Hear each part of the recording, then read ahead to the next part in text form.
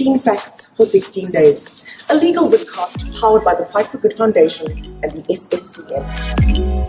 I'm Nicole Bessick, and during this 4-part series, I'll sit down with some of the country's most sought-after attorneys and legal experts who specialize in GBV litigation and the protection of women and children. Each episode has an overarching theme. We're talking how to obtain a restraining order, how to report a sexual assault. And together, these attorneys and I will unpack 4 facts that will take you from crime to legal relief that you can apply without a lawyer and without access to exuberant funds. These 4 episodes each part ways with 4 key legal facts for women experiencing GBV.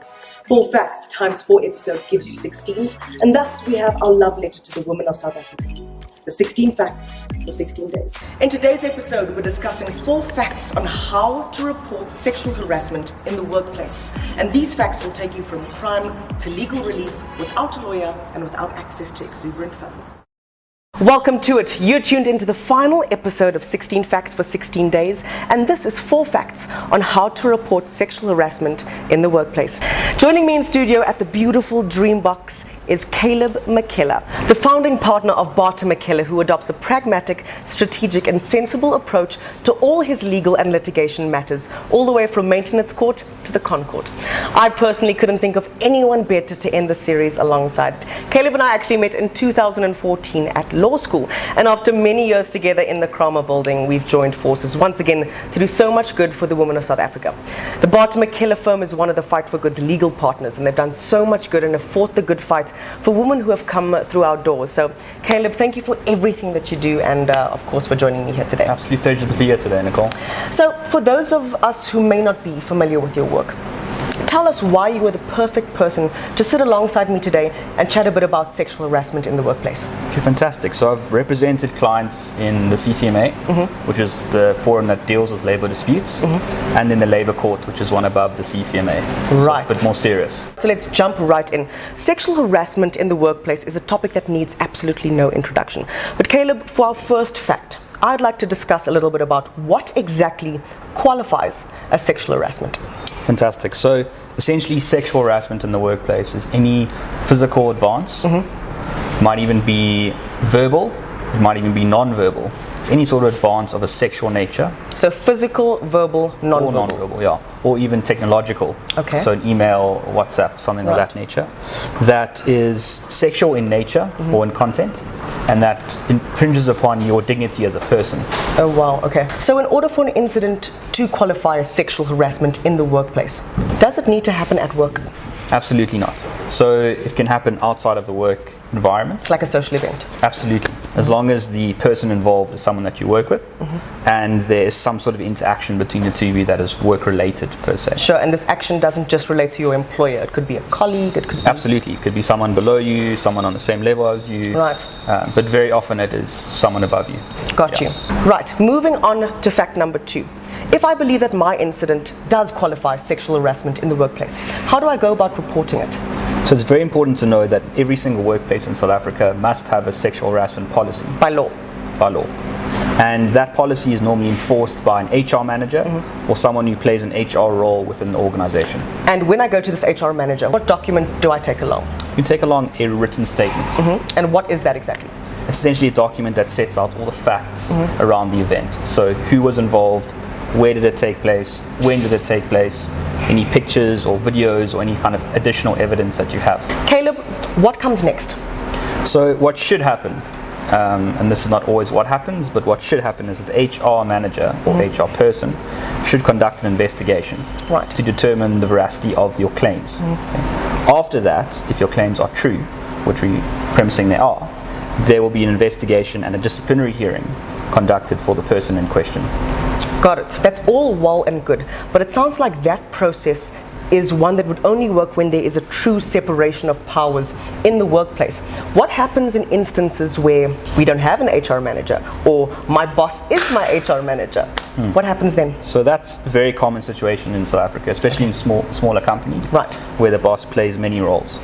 So in such a situation, it's important to remember that any act of sexual harassment in the workplace is defined as discrimination under South African law. Got you. Okay. And if there's an act of discrimination that takes place in the workplace, that act of discrimination can be referred to the CCMA. Okay, so now we're talking about the CCMA, we're talking about the Employment Equity Act. These sound like really big words that require a lot of money and a couple of lawyers. Is that true? Okay, so it's absolutely not true. Okay. So you can take what I've said now as the law. Got you. Okay, so act of discrimination within the workplace is prohibited under South African law. That's all you need to know for now. You don't need a lawyer to know that. You don't need anyone else. You know that for now. The CCMA is essentially a free forum which you can approach on your own without the assistance of a lawyer. And during COVID, they implemented an online application forum. So now I've submitted my claim online.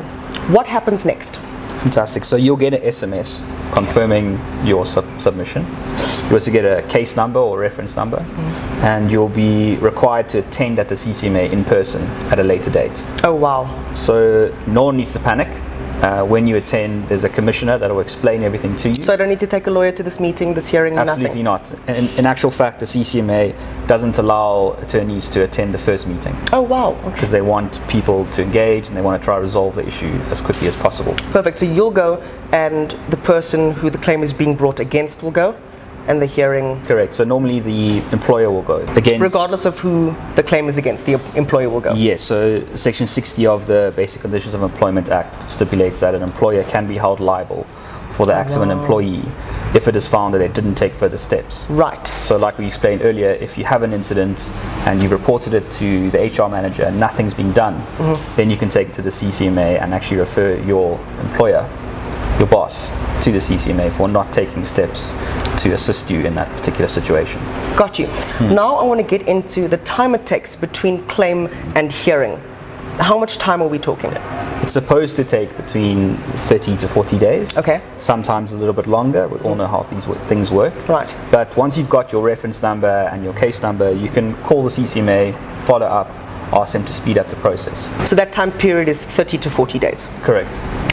30 to 40 days seems like a long time, especially when I intend on going back to work because I enjoy the place that I work at and I have no intention of leaving. So my question to you for the fourth fact is, during those 40 days, are my job and I safe? No, it's a very good question. So remember, the referral that you've made to the CCMA isn't one for an unfair dismissal. Right. So it's one for unfair discrimination. So during that period, you're still working, you're still in the workplace. So your employer cannot fire you during that period. If he or she was to fire you, that would be clear case of an unfair dismissal. And then we're going back to the CCMA in any case? Yeah, you'll make another referral. Yes. Of course, if the person that you're working with continues to harass you, you have other means and other ways of preventing that from happening. Right. You can get a protection order, which I believe you discussed on a previous show. Yes, we actually did. There's one thing I want all women to know, that during that period of 30 to 40 days, they are safe in their job. If there's any form of discrimination against them, if their bosses are putting them under pressure because they've made the referral, they cannot be fired for making that referral to the CCMA. So they need to rest assured they are protected and they are going to be safe. They are protected, they are safe. And what a sentiment to end off and close the 16 facts for 16 days. Of course, that was 4 facts on how to report sexual harassment in the workplace. Caleb, thank you so much for joining me today and everything that you do to end the war against GBV. Thanks for having me, Nicole. Cool. All facts shared today and the links to those materials will be made available for free download. Until next year, I'm Nicole Bessick, and this was 16 Facts for 16 Days, powered by the Fight for Good Foundation and the SSCN.